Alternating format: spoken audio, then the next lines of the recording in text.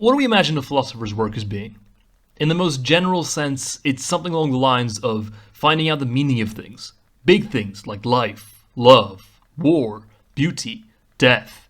Trolleys. Looking at modern philosophy, it doesn't feel like this. A lot of it seems like extremely specialized articles, texts that are incomprehensible unless you spend even more time learning terms like difference, Markov chains, Lebenswelt, truthmakers, rhizomes, syllogisms, postmodernism, Mariology, Dasein, sublation, tenseless semantics, B-series conceptions of time, squiggly brackets, x bar, theta brackets, psi, intersection, n.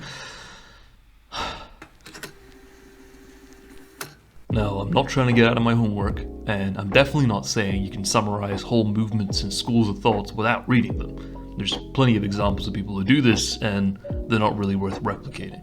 What I am arguing is that the ever-growing list of authorities and literature and discourse that you need to read in order to do philosophy in the eyes of academia and professional philosophers has an effect that damages our ability to create something original.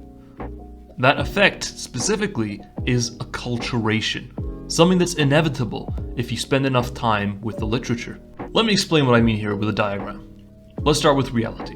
Controversial, I know, but bear with me. We, people living our lives within this reality, want to observe it, think about it, generate and share ideas about it. In other words, do philosophy. But it's not so easy. First, there are some great thinkers whose own philosophizing has been so influential that it's formed a canon in the academia. To ignore them and their influence is unthinkable. So, we read them, right? Well, not exactly. These figures have been influential for so long that there have been discussions about how to understand them, both in terms of interpretation and in terms of context. And if you ignore that, you've ejected yourself from the conversation.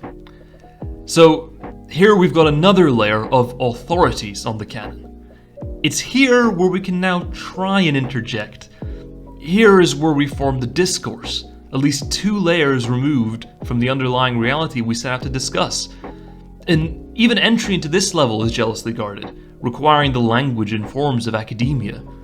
If you try and discuss that reality more directly, it's unlikely to be taken seriously. Instead, you're directed to the back of the line, with some vague hope that decades into a career, you might be given the esteem to say something about reality itself. Now, some might think how I've characterized this whole process is a bit unfair. Joining the community of philosophy is something a bit different and more serious than just thinking about stuff, they might argue. For one, there's not much point in just talking. It's better to talk to someone or something. This is where tradition comes in. A philosopher joins in a tradition of thought, thus joining a conversation much larger than themselves, and making contributions through and as a part of this tradition. Originality that connects nowhere, they would say, isn't really worth much. Another argument is that without studying the history of philosophy, you're very likely to just repeat ideas that others have spent sometimes even centuries discussing. Originality doesn't occur accidentally, but through knowing the past, they might say. And finally, no single person can measure up in their efforts to a pantheon of other names, all arrayed with assistance from lesser known and even some forgotten philosophers. Studying the past provides us with their accumulated expertise. Originality benefits from learning from others, they might say. And to be fair, there is truth in all of this. Again, I'm not arguing that we strike out Aristotle or Plato from the philosophical record in order to free ourselves from their grasp. Or that philosophy classes and conferences should just become people sitting around and pondering. But I think it's ignoring human psychology to think that spending years immersing yourself in a specific way of doing things, expressing your own creations and ideas in a tradition's language, and associating these ideas with given labels and groups is the path to originality. This quickly becomes a process of acculturation, if not just assimilation. The more we read Kant or Foucault, the more we think like Kant and Foucault. The more we label ideas and works under a collection of isms and ologies, the more we label our own ideas under these. The more we study dialectical, syllogistic, formal logical systems, the more we gravitate towards using these as default. This isn't a one-to-one process, but to say that a philosopher will be immune to this is to ignore that the philosopher is still human. There's value in ideas that come out of fresh, quote-unquote, untrained minds.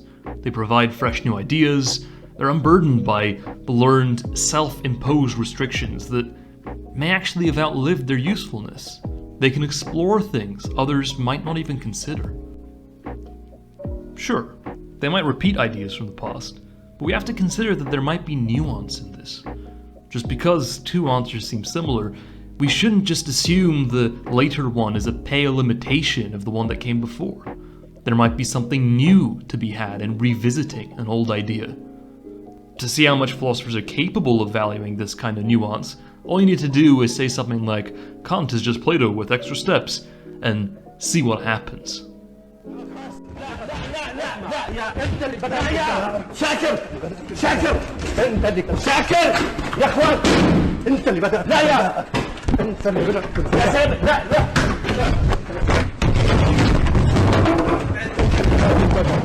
And even if on some level the ideas are very similar, context matters.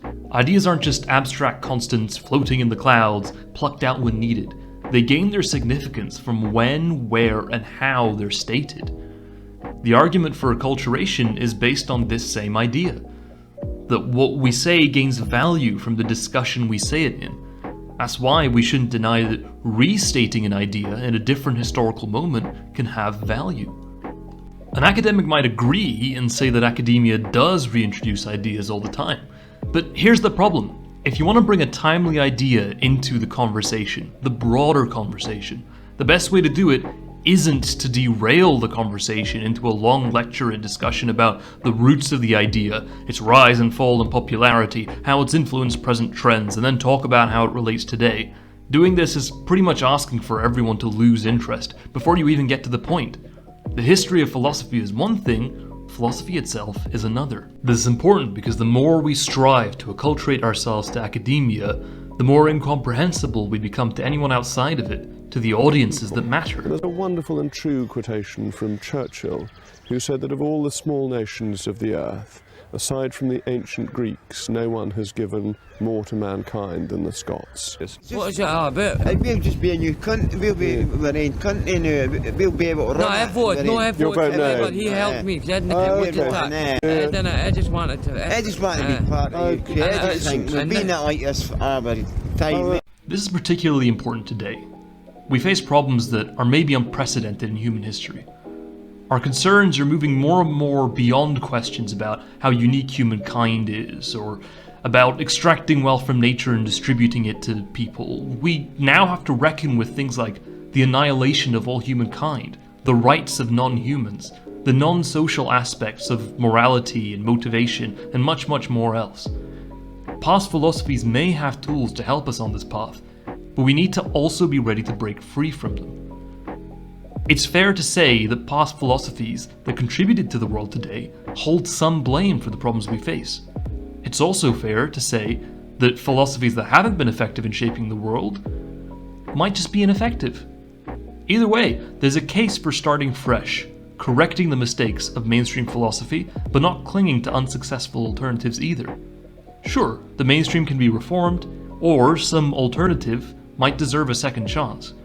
But if these are the only strategies we try, we're effectively giving up on the power of human imagination, creativity, originality.